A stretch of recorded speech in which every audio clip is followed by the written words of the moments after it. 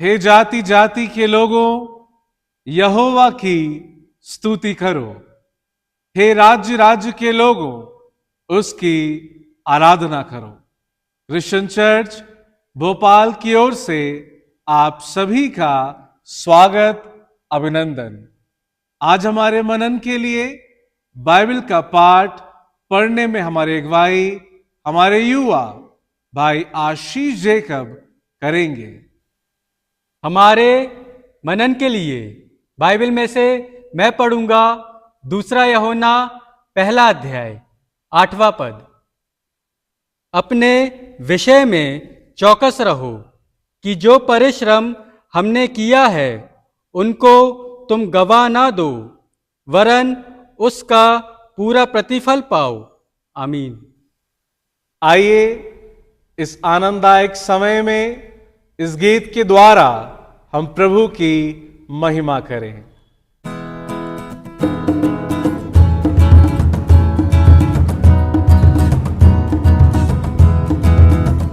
प्रभु का धन्यवाद करूंगा, उसकी संगति में सदा रहूंगा।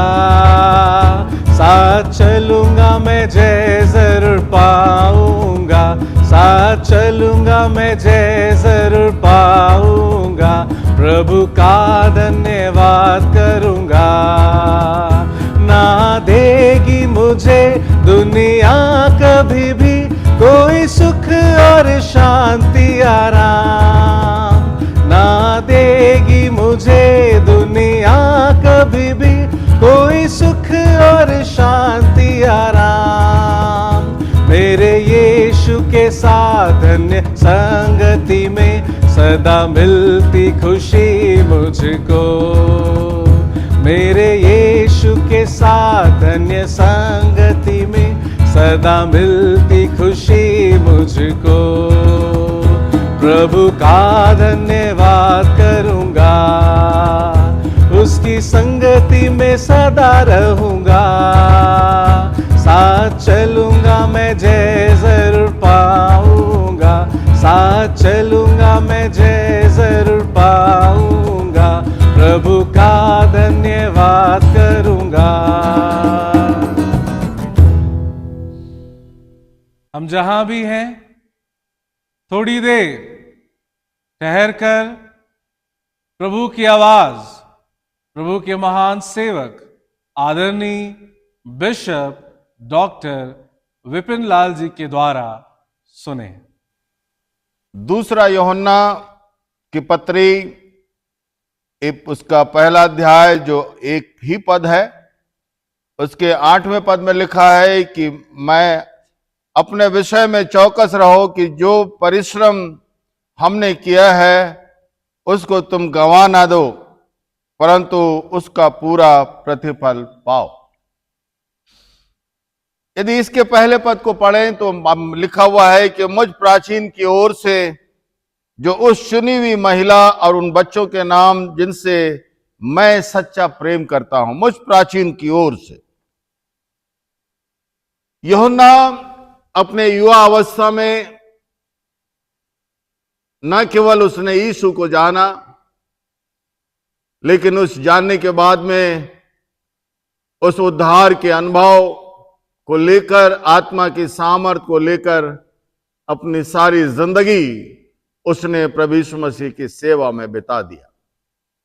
और ये यूहन्ना के लिए ये बड़ा सौभाग्य रहा कि जीवन के अंतिम समय तक पवित्र आत्मा ने उसे अनुग्रह दिया, पवित्र आत्मा ने उसकी सहायता की कि वो न केवल परमेश्वर की सेवा कर सके, परंतु आने वाली पीढ़ियों के लिए, आने वाले लोगों के लिए इस वचन को जो पवित्र आत्मा के द्वारा उसे दिया गया उसे कलमबद्ध कर सके। जो कहता है कि मुझ प्राचीन की ओर से,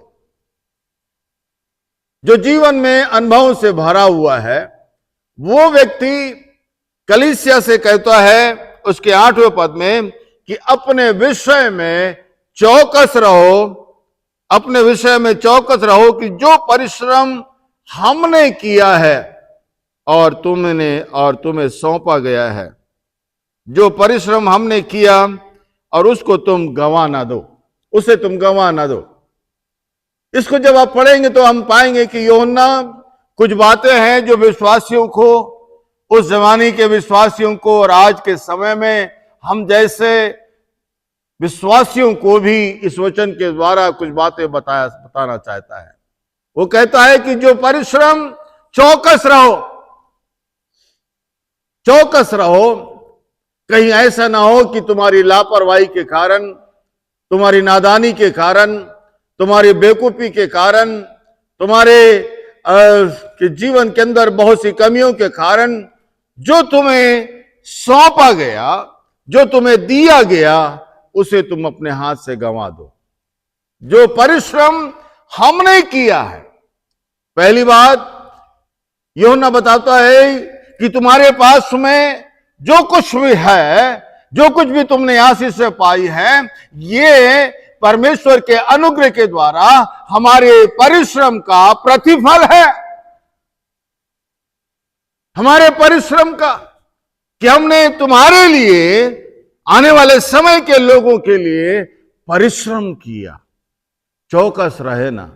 इस परिश्रम में सबसे पहली बात वो सुसमाचार है, वो प्रभु यीशु मसीह के अनंत जीवन की गाथा है, वो प्रभु यीशु मसीह के उद्धार का संदेश है, वो प्रभु यीशु मसीह के अनंत जीवन की शिक्षाएं हैं, जिससे परमेश्वर के लोगों ने हम तक पहुंचाने के लिए परिश्रम किया है। आप हिंदुस्तान की बहुत सी कलीसियाओं के इतिहास को आप पढ़ेंगे तो पाएंगे कि कई बार परमेश्वर के बड़े बड़े प्रभु के सेवक, बड़े से मत मेरा तात्पर्य उनके जीवन के समर्पण से है, बड़े से मेरा तात्पर्य उनके प्रार्थनामय जीवन से है, बड़े से मेरा तात्पर्य उनके जीवन के उस बड़े अटूट और महिमा में दर्शन से है, जिन्होंने 100 साल पहले हिंदुस्तान में आकर सुसमाचार का प्रचार किया। आज के भारत में, आज के हिंदुस्तान में, आज के प्रदेश में, आज के हमारे राज्यों में और जिलों में आज की जो स्थिति है, उससे हम 100 साल पीछे चलें, 100 साल पीछे जाएं तो हमारे राज्य में कुछ नहीं था। ना तो सड़कें थी, ना तो शिक्षा था, ना तो मेडिकल का इतना अच्छा प्रबंध था, ना तो हमारे रहने की अच्छी व्यवस्था थी, कुछ भी नहीं था। लेकिन ऐसी परिस्थितियों में हमारे लिए किसी ने परिश्रम किया है, हमारे लिए किसी ने आंसू को बहाया है, हमारे लिए किसी ने सात समुद्र पार आकर हिंदुस्तान के अंदर दुख उठाया है, जिसके कारण तुम्हारी मुलाकात प्रभु यीशु मसीह से हो पाई है, जिसके कारण तुमने यीशु मसीह के सुसमाचार को सुना है, जिसके कारण तुम्हें अनंत जीवन का वारिस बनने का अधिकार परमेश्वर ने दिया है, जिनके परिश्रम के कारण कहता है हमारे किए गए परिश्रमों के प्रति चौकस रहना, जागरूक रहना कि हमें किसी व्यक्ति ने सौंपा है, हमें दिया है। कितनी अच्छी बात है कि लोगों के परिश्रम के कारण आज आपके और मेरे हाथ में सुसमाचार है। लोगों के परिश्रम के कारण आप और मैं यीशु के नाम को लेकर खड़े होते हैं। लोगों के परिश्रम के कारण आप और मैं इस योग्य हैं कि हम यीशु के लिए खर्च होते। किसी ने हमारे लिए परिश्रम किया। आज के संदर्भ में क्या हम चौकस हैं कि हमें भी दूसरों के लिए परिश्रम करना है, दूसरों के लिए परिश्रम करना है, ताकि मेरे द्वारा लोग यीशु को जाने, मेरे द्वारा लोग जीवन पाएं, मेरे द्वारा लोग यीशु की महिमा को देखें, मेरे द्वारा लोग परमेश्वर के राज के लिए अलग किए जाएं।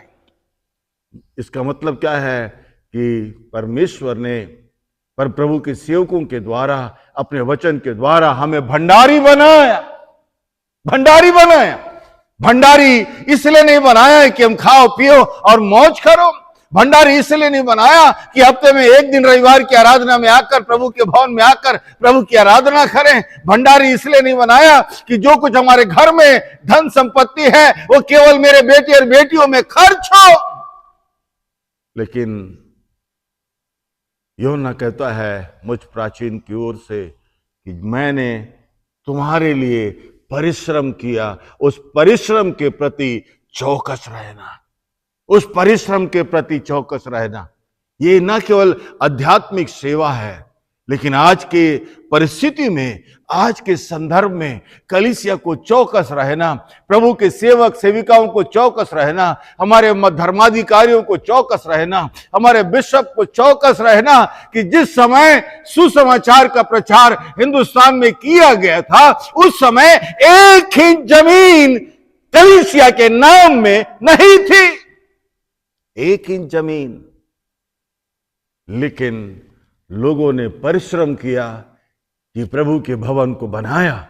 लोगों ने परिश्रम किया, उनके पास में रहने के लिए मकान नहीं था, लेकिन तंबुओं में रहते हुए भी उन्होंने प्रभु के आराधनालयों को बनाने में अपना पूरा सहयोग दिया। उन्होंने परिश्रम किया, आने वाले दिनों के कल को देखा। एक बड़ी जमीन राजा महाराजाओं के साथ में मिलकर, प्रशासन के साथ में मिलकर, लोगों के साथ में मिलकर उन्होंने परिश्रम किया ताकि गांव-गांव में स्कूल खोला जाए, गांव-गांव में अस्पताल खोला जाए, गांव-गांव में कोड़ी खाना खोला जाए, गांव-गांव के अंदर, ऐसे शहरों के अंदर लोगों के लिए रहने का स्थान बनाया जाए।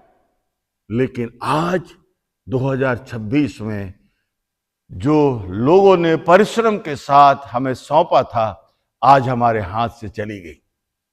आज की परिस्थिति में हमने बहुत से स्कूलों को खो दिया, बहुत से मिशन की जमीनों को खो दिया, बहुत से चर्च प्रभु के भवनों को हमने खो दिया, बहुत से जो हमारे मिशन सेंटर थे, छोटे छोटे गांव में छोटी छोटी कलीसियाएं थी, छोटे छोटे प्रभु के भवन थे, आज वे सारे शिथिल पड़ते गए। इसका जिम्मेदार कौन?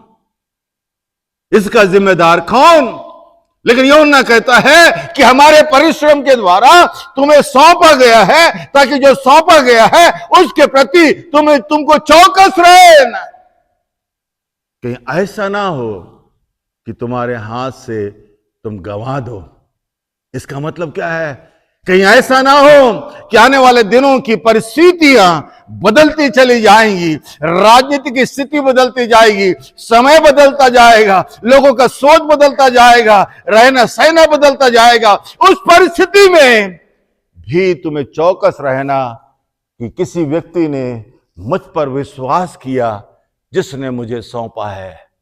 इसलिए प्रभु के वचन में लिखा हुआ है कि प्रभु के ऊपर न केवल हम विश्वास करते हैं, लेकिन प्रभु यीशु मसीह हमारे ऊपर विश्वास करता है, और इस कारण परमेश्वर ने हमें सौंपा है न केवल अनंत जीवन, न केवल मुक्ति का जीवन, न केवल आशीषित जीवन, लेकिन इस जीवन के साथ साथ इस संसार में बहुत सी देखी और अनदेखी आशीषें भी प्रभु ने कलीसिया को दिया है, प्रभु के सेवकों को दिया है। हमारी गलती के कारण, हमारी नादानी के कारण, हमारी लालच के कारण आज हमने बहुत सी बातों को अपने हाथ से गंवा दिया। यूहन्ना कहता है तुम्हें चौकस रहना। आइए हम प्रार्थना करें, चाहे हम विश्वासी हों, चाहे पासवान हो, चाहे प्रभु के बड़े सेवक हों, चाहे बिशप हो, यदि आपको प्रभु ने बड़ी जिम्मेदारी दी है, बड़ी सेवा दी है, बड़े आर्थिक बातों का एक आपको अगुवा ठहराया है, तो इसके प्रति आप चौकस रहे कि ऐसा ना हो कि आपके कार्यकाल में, आपके जीवन के समय ये सारी आशीषें शिथिल पड़ जाए या खत्म हो जाए। दुआ करें। हमारे जीवित प्रभु, हम अयोग्यों को तूने ना केवल योग्य बनाया, लेकिन जिस समय हिंदुस्तान में तेरा सुसमाचार आया, उस समय हमारे पास में कुछ नहीं था, लेकिन तेरे सेवकों के परिश्रम के कारण तूने सब कुछ दिया था। प्रभु जी, हम धन्यवाद देते हैं। हमारी गलती, हमारे पापों को क्षमा करना, ताकि हम चौकस रह सकें और अपनी जिम्मेदारियों को निभा सकें। इस प्रार्थना को प्रभु यीशु के नाम से मांगते हैं, आमीन। परमेश्वर पिता, पुत्र और पवित्र आत्मा हमारी सहायता करे ताकि मैं आत्मिक, शारीरिक और मानसिक हर एक बातों में चौकस रह सके। आमीन।